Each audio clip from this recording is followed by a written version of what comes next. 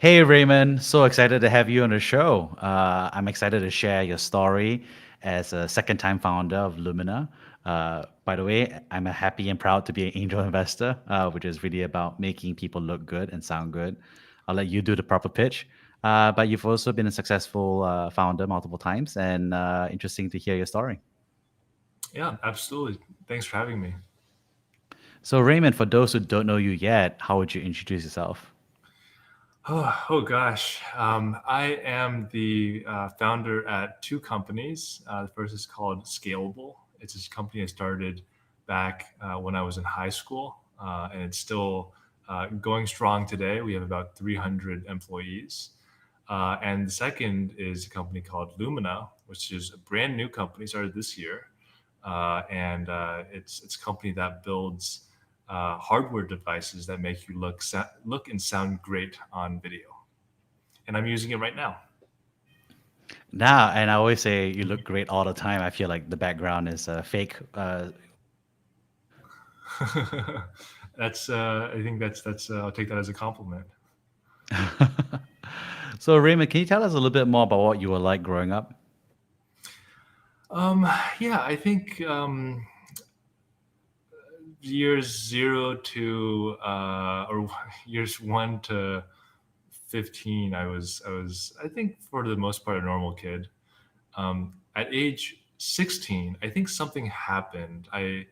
Uh, for some reason, I just got the entrepreneurial bug just really early on in my life. And the first time I experienced it was when I was in high school. I was ordering T-shirts for a high school tennis club, and I thought the prices were too high. And I've always been a kid that likes good value. I liked I remember really enjoying going to Costco and just finding the best deals and stuff like that. And I just felt wrong by the t-shirt prices. And so I decided to make it my own, just after school, you know, project to investigate why prices are so high. And eventually I came to the conclusion that there's just a really big opportunity here. And I felt like I had to go after it. I felt like I had to solve it first and foremost. And that led to the founding of my first company, which was started out as like a t-shirt company, but became like an e-commerce company. Tell us more about what it was like to be a founder birthed so early. um, I think it always felt kind of.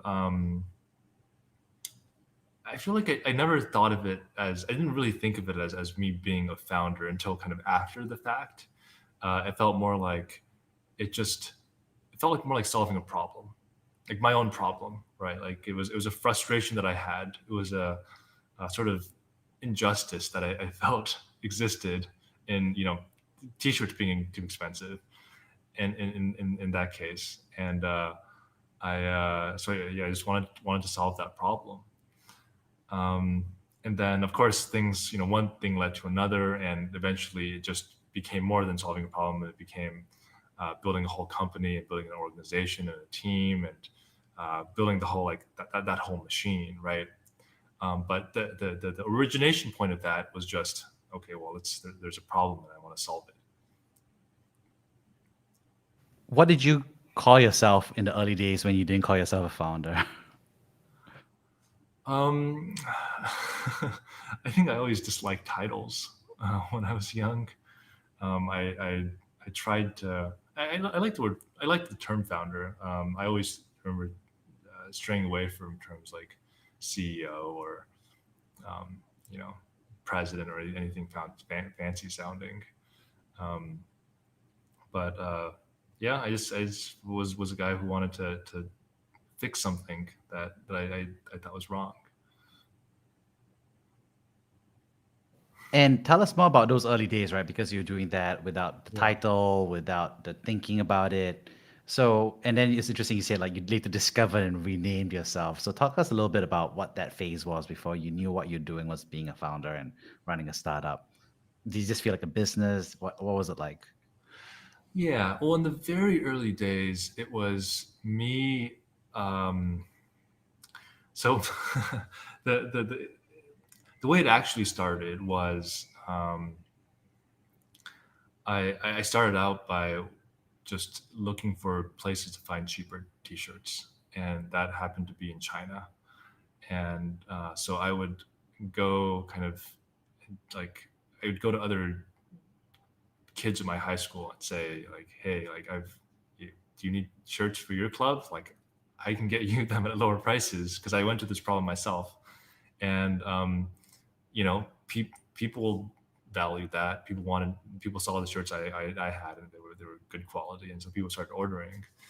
And eventually got to a point where there was enough kind of interest that I decided to build a website and to like do some online marketing, which is like more scalable than me talking with people one on one. So I guess it started out with me. It didn't feel like being a founder. It's almost like me just being a dealer of shirts to start, and then just kind of growing from there. But it's like do things that don't scale, right? I like the phrase "dealer shirts." That's a nice shirt slogan to have as well. So, one thing you mentioned was that you also had to change how you were thinking about a business, right? Because at the start, you built out a business and you started saying like the things about scaling, growing the team. So, what was that transition for you from your perspective? Yeah, I think the so much has happened over the years. There are kind of multiple phases of the company, and I would say it's even hard to come up with a founding date for the company because in the beginning, as I said, it was just like me talking with other kids at the high school, and does that count as founding the company, um, or uh, or is it later when I actually dropped out of school? Um, but I think the big point is probably the dropout point. So this was a couple years later. This is after I graduated high school. I was going to school at Berkeley, and 3 semesters in, I things started to really pick up, and I decided to drop out. And I think that was probably the one of the biggest points, maybe the biggest point in the course of the company. And I basically I was forced to. I started working it full time. I hired 3 people just off the bat, and I guess discovered the art of management and having a team and having people who other people could actually help in achieving this mission that I had. And So that was kind of a big big turning point for me. Um, and I think I will say it's also something that I think I had some trouble with uh, in kind of transitioning from a total like individual contributor founder into a delegator, like a manager, and like eventually like a leader. That was I'd say almost unintuitive for me at the start. It took a couple of years for me to really accept that get used to that new role. Um,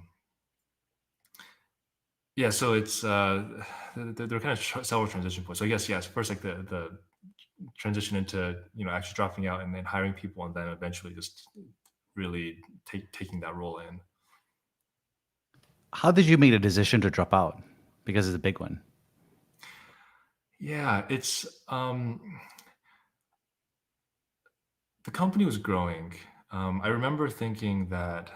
Uh, I remember in the back of my mind always thinking, okay, maybe I'm one of these people that'll drop out of school because it feels like throughout high school, throughout middle school, it felt you're used to being in school and you're told this is the path to be in, right? And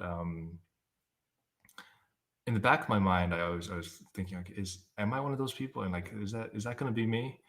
And the very interesting thing is that it was not. I wasn't the one that brought up the question. It was actually my mom came to me one day and she was like, Raymond, you uh, seem to be really focused on your work. So much so that your school, you're not really, you don't really care about school at this point. And why not just make that official? Like, why not just drop out? And it made total sense to me. And I had hesitations, obviously, and I had a lot of. I mean, there was a lot of unknown. It was such an uncertain path. But the way she framed it was simple. It was very persuasive, and I did it. Wow, your mom recommended. That's right. Yeah. I feel like that's contrary to my parents and my mental model of how parents work. And so yeah, I go was ahead. lucky. I was very, very lucky, I think.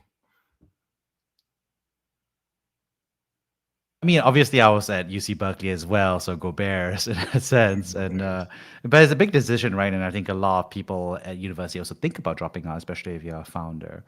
Um, Looking back on it, I mean, obviously, you have the benefit of hindsight. You've grown a company to 200 people and so on and so forth. But for people who are making that decision about whether to drop out or not, I'm sure you get the question all the time.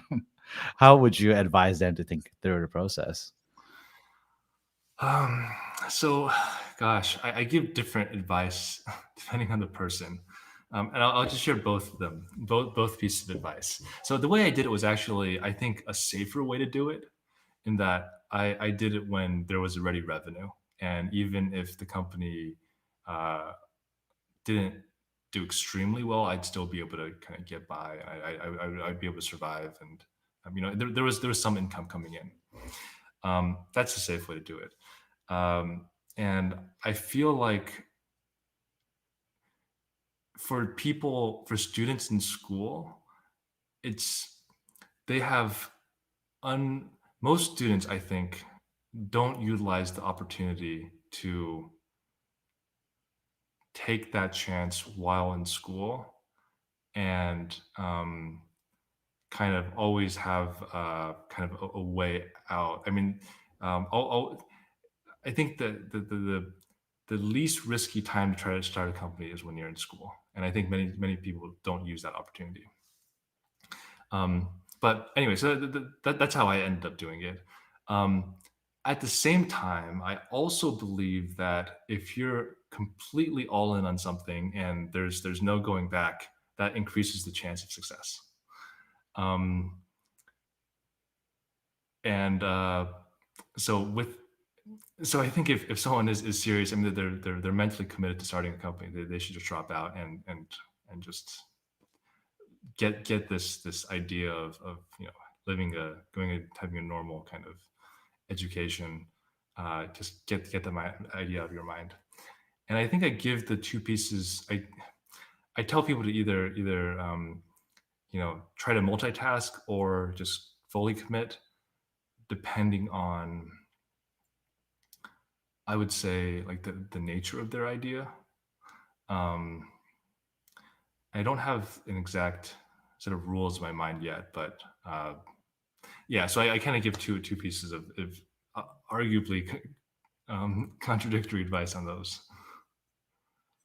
Well, it's not really contradictory, right? Because basically it's saying if you have a good idea and you have revenue that proves that there's traction, then you lean more towards saying, why not give it a shot, versus, the opposite.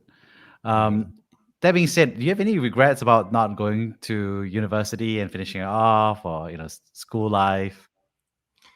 Um, Overall, I'm very happy with the decision, but I definitely think, I mean, college is special in many ways, right? I mean, you get to meet a lot of people that uh, the nature of the interactions in school is very different from what you get afterward, and it's kind of a one-time benefit that you get, that if you miss out on it, just that's it, right? But yeah, I mean, life is about trade-offs. So one day you'll have kids and they're going to be hearing about this story about, you dropping out, and they're going to make a decision about going to college or not. How would you help them think about it or prepare for the process? Oh man, um, when it comes to my own kids in the future, I think I would In general, I'm skeptical of the cost and the uh, length of the educate like the amount of time it takes to get educated. Um, but I think so. I think on a societal level, I think it might be better if education were both less expensive and shorter. But from a personal perspective, like how I raise my kids, I still, I wouldn't necessarily recommend dropping out because I think there's some value in living a socially kind of more normal life, and I'd only recommend dropping out if that's, I mean, they want to do something really badly. Well, we'll just have to find out in the future how it all shakes out. But I think thanks for being very real about, just like the advice, your own decision, how you advise people, and how you think about your own future for your family, for example. Um, and so there you are, you're building this company and you're scaling it. What are some challenges that you encounter while scaling it? Because I personally felt that too, right? Going from a small team to a larger team, and a larger team to a bigger team is actually, I don't know. I think things really change around the 30% mark. I It don't know really what you does. think about it. Yeah, I think the 30-person mark it's magical. I mean, I'm sure you felt this as well, right? Where just like when you're at, I would say 15, 20, 25 people, everyone knows each other. You're super aligned on the mission. It's still a small enough room where you could have like one dashboard, like one TV on the wall, and everyone looks at the metric and is like super pumped about that metric. And the kind of energy in that environment is just it's insane. Um, Beyond that, it gets harder to maintain that across the entire organization, right? I think you could. Easier to maintain in parts of the organization, but um, I've uh, I've at least I think we've had trouble kind of getting the entire organization to feel that way, and I think it's a common kind of management challenge just in general. If you look at management literature anywhere, um, and yeah, so in some ways, you look back at that time and you kind of think, okay, that was really nice, but um, it's also part of the journey, right? You have to figure out how to adapt to the new situation, the situation that you're in. How did you learn to adapt? Painfully, it's very challenging. So for us at Scalable, it was actually especially challenging because we have multiple offices in different geographies and in different time zones, not just different geographies. And that it kind of gets this problem of kind of remote work, remote communication, which is kind of what Lumina is getting into solving, right? But um, it's once people are not closer to each other, once people don't have the less connection people have between each other, the harder it is to run an organization that has a very strong culture and very aligned team members. I think there's a lot of just general stuff that you should do. Clear ownership over different things. Uh, a lot of communication. You want to have a good, all hand structure. You want to have a good management team that does the right types of uh, uh, communication with their team members, and you want it to cascade. You want to find ways for it to cascade down. All the kind of normal good best practice things. The one thing that's very unresolved, in my opinion, is remote and kind of cross time zone. Uh, it's there's really I don't know if any company that has really figured it out. I think some companies have good ideas, but no one's doing it. I don't think anyone's doing it perfectly yet.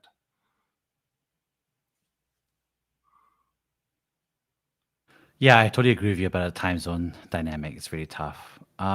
Yeah. Were there any resources or process that you did in terms of like getting up to speed of trying to figure out how to relearn the management wheel? you know. Any resources or basically what did I try to do? Yeah, exactly. Like, how did you learn how to manage a larger team, right? Because, um, obviously you managed to get from point A to point B and point B to point C. Just Yeah. curious at that scaling stage, were there any books or mentors that kind of like made a difference from your perspective? Yeah, yeah. I think one of the regrets I think I had was not. I mean, so Scalable's bootstrapped. We don't have outside investors. We don't have like a traditional like, board per se. So I think one of the regrets I have is not having like many. I think Silicon Valley founders have just like a lot of like advisors and investors who've seen a lot of different situations. And I don't think I had that. Um, but I did have a good amount of executive coaching. I was able to work with uh, and still do work with some really really brilliant people who have a lot of experience, um, and that helps. I think the uh, most of my improvement probably came from, I'd say, some combination of those two. Yeah, exec coaching and working with just brilliant people. How did you find a good executive coach? I think I got kind of lucky. There's a service I use called that we use as a company called Torch, and they basically they let you they have kind of have a group of people you can interview different people and choose the person that uh, that you know resonate most strongly with, and I feel like it kind of has a I feel like executive coaching is it's an interesting job because it's almost like a blend between a business kind of a mentor and a like a therapist. And arguably more of a therapist than a business mentor. And I think it's extremely useful, extremely high value. And yeah, I would recommend it for anyone who kind of is running a growing company and doesn't use an exec coach yet. And I too have an executive coach, and sometimes I do think I lucked out a little bit, you know. But it definitely took a while for me to kind of like warm up, I think, and you can say see results. I guess that's one way of looking at it, but also feel comfortable with the relationship.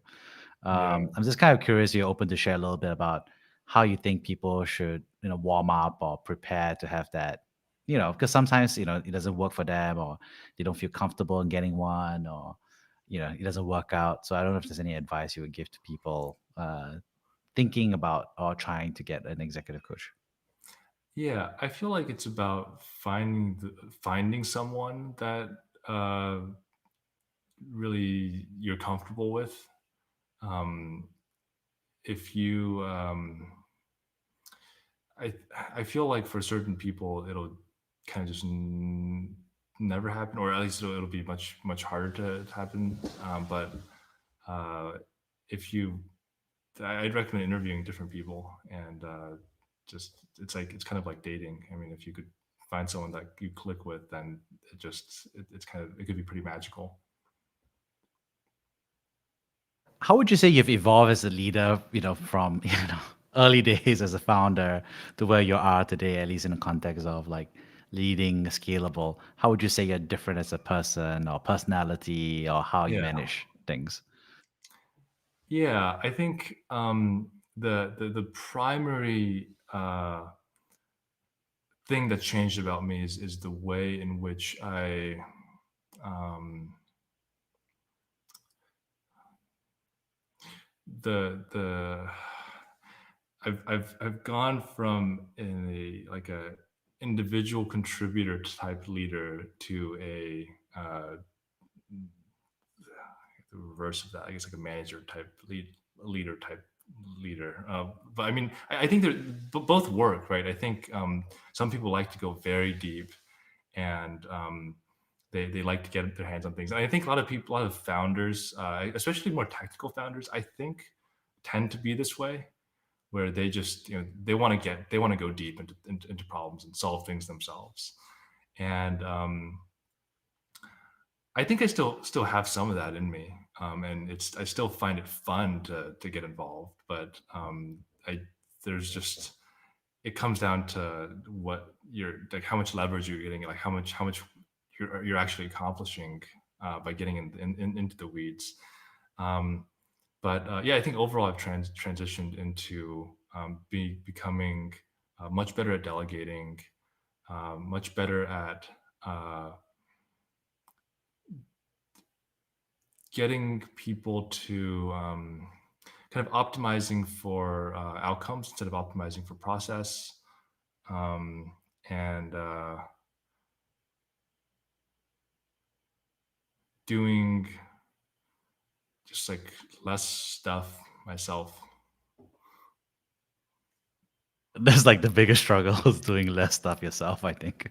Yeah, yeah, yeah. I think that's true. I mean,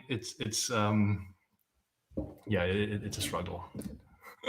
It just feels criminal, right? It's like you spend all your time doing all the stuff yourself as a founder, and then the reward for being successful in doing that stuff is you have to do less stuff yourself. And that's why you have to found another company, right? So that's a good segue, right? So why build a second company? I mean, you know how painful it is, you know how much work it is. Why are you off to build a second company? Very painful, and especially the type of company we're built. This second company is also a um, like a difficult company to build. It's because we're building a hardware product. But it comes down to the same. It's actually the same story format, I would say, which is it was a personal problem. It's a personal problem that I face at Scalable. So we were talking about how um, as the org expanded, we needed to figure out how to communicate better across offices and across geographies and time zones. And uh, one of the limiting factors was just how you could present yourself on a video call. And so I would notice that a lot of people would have really bad camera setups or really bad microphone setups, and it would just make them hard to communicate with. It was very challenging. Whereas some people who had excellent camera setups, they not only were easy to communicate with, but they kind of commanded more attention and almost arguably more respect in meetings. And I felt like something that would just immediately make cross office collaboration better was just if everyone had a great setup. And so what we tried to do was we did some research, and we tried to find if there was a good solution like out of the box for everyone. And I mean, the answer is there isn't. Um, the best webcam on the market is like the kind of the Logitech class of items, class of webcams. And there's a fun fact here, which is Logitech sells, I think, something in the range of $1 billion in webcams every year, and their top selling webcam is about 10 years old. It's like it was released around the same time as the iPhone 4S. It's a very old product, no innovation in years, in almost a decade, and they're just selling. They're just making all this money, and the product isn't good. It's not right, right? So so yeah, personal problem, perceived injustice. Raymond starts the company. That's kind of what happened. Um, Yeah, Batman. There we go. yeah, yeah.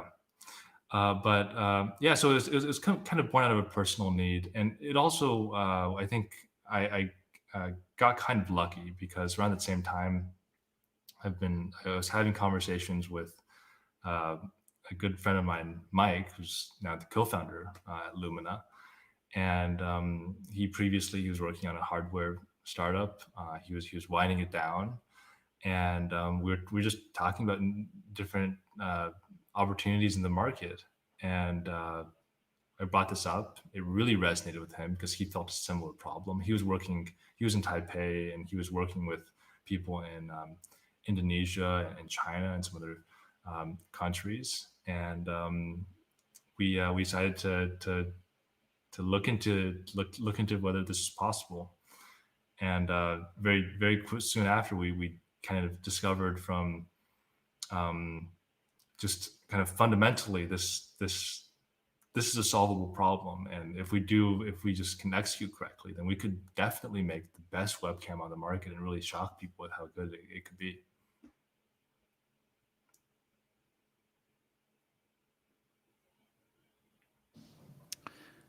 As you built this company, how are you different, you think, as a founder this time around versus the last time? Yeah, so multiple dimensions on this question. I think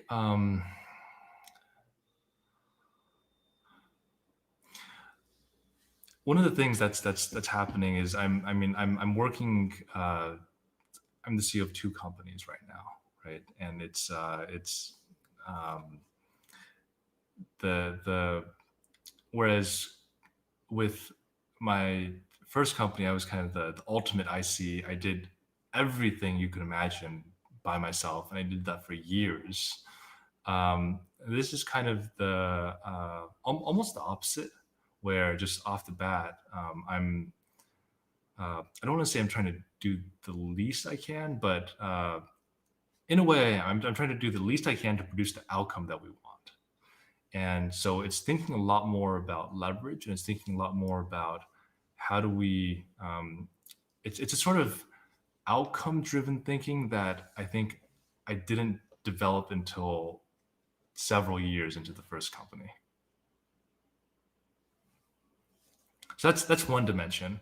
Other dimensions, a lot more thinking about team and people and culture.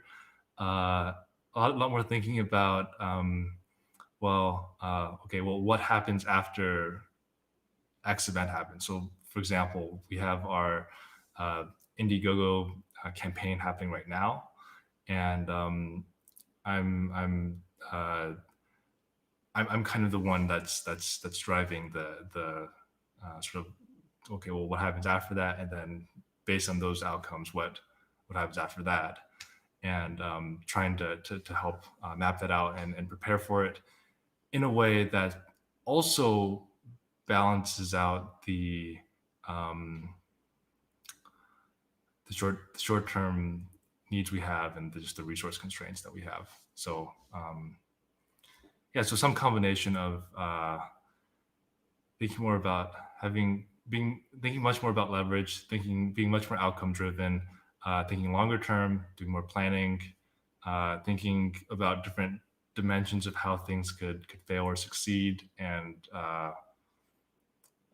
helping guide the team through that, as opposed to me doing everything myself. That's amazing, and I feel that's how I felt between my first and my second company as well. Uh, do you feel that do you ever how do you think about the future, right? Because now as you build these two companies, Yeah. do you feel about your energy? Do you feel about your balance? How do you manage all of that? Yeah. I think personally, I feel I like working on stuff. This is fun. If I have too much free time, I naturally start thinking about stuff that I could stuff that I could work on, stuff I could build. Um, some would say it's not healthy, but I've ignored them. Um, so yes, but I think personally, I would do this regardless. Um, in terms of the future, like how do I manage my time? It actually works out really nicely because the Lumina team is all in Asia, and I'm kind of uh, working during Asia hours uh, with Lumina, and working uh, US hours for Scalable, um, and it works really well. it's actually quite perfect. I think if both were U.S. time, that would be tricky. So I don't know how I don't know, like Jack Dorsey or Elon Musk do it. I think they split it by day of week, but that's that seems suboptimal for other reasons. Then there's certain days of the week when in which people are just waiting on them, right? So yeah, maybe they've figured out something, some magic of delegation that most of us haven't. I guess there's nothing else to do during the pandemic. Yeah, I guess that helps. Yeah, I guess that helps. Right now things are open though, and so I moved to Texas during the pandemic, and one of the reasons is because things were open at the time I moved, and yeah, but I still I'm just working anyway, so I guess it didn't make that much of a difference. Wrapping things up here, could you share with us a time when you were brave? Certainly. So I think the journey is toughest when you're just getting started. Um, and For me, I think with the second company, everyone saying, okay, hardware, hardware is hard, and you shouldn't do hardware. Just focus on a software company instead. I think the second time around, I felt a lot of conviction because I felt I had not just conviction, but I felt a lot of confidence, kind of going into it, and I felt like I could overcome whatever challenges there were. But the first time around, um, the reason I dropped out of school was essentially it was for a printing company. Like we were printing T-shirts, and there were thousands of other companies doing this exact same thing, and most people thought I was a complete fool for doing it because it didn't seem like that interesting of a business idea. Um, and so I this whole we talked about me dropping out, and but there was a lot of kind of push and pull going into it. Ultimately, I'm super thankful for my mom for presenting giving a lot of clarity, I think, in that decision. But it wasn't an easy one, and uh, it wasn't an easy one because there was a lot of, I think, skepticism from not just people around me, but just from general pressure in the world that like this class of idea that I was going after wasn't a good class of idea. And I I did it anyway, and it ended up working well. We ended up, uh, we started off with pre-t-shirt printing, and it evolved into something greater. And yeah, so I think I think if if I so I think there was some level of irrationality in that decision, and that I think that the critics were right that just like on paper this type of idea is challenging to go after, but I think I had some type of irrationality or hidden conviction, and it led to something that was much greater, and I think I would have been very much regretted it if I didn't make that decision.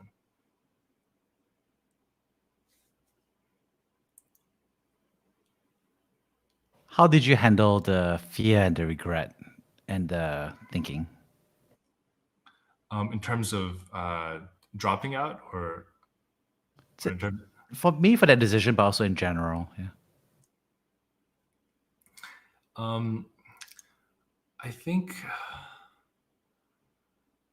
I just had to.